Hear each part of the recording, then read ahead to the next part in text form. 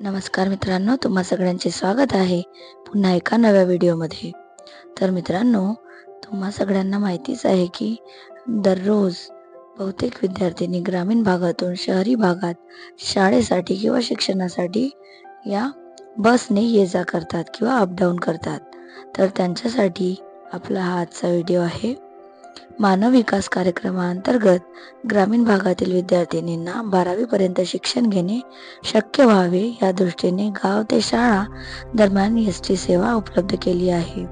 प्रवासात त्यांना त्रास होऊ नये, काही अडचण आल्यास त्यांची गोची होऊ नये म्हणून या शालेय बस फेऱ्यांसाठी महिला वाहक नेमण्याचे आदेश राज्य परिवहन महामंडळाच्या महाव्यवस्थापकांनी दिले आहेत. बसमध्ये महिला वाहक असल्याने पालक आता आश्वस्त झाले आहेत.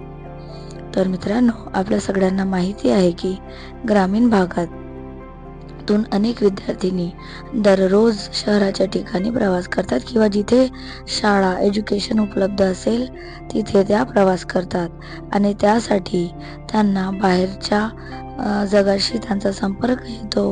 बरेचदा त्यांची छेड काढणे किंवा विविध प्रकारे त्यांना अनुभव येतात, विविध प्रकारचे अनुभव त्यांना येतात.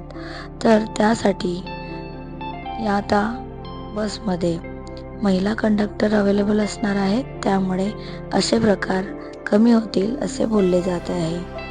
या योजनेमुळे एकीकडे पालकांच्या जीवाला आता घोर राहिला नाही, म्हणजेच मुली शाळेत उत्साहाने जाऊ लागल्या आहेत. विशेष म्हणजे एस.टी महामंडळाकडून मुलींसाठी प्रवास भाड्यात 50% सवलत आहे ती थेट उपलब्ध करून देण्यात आली आहे.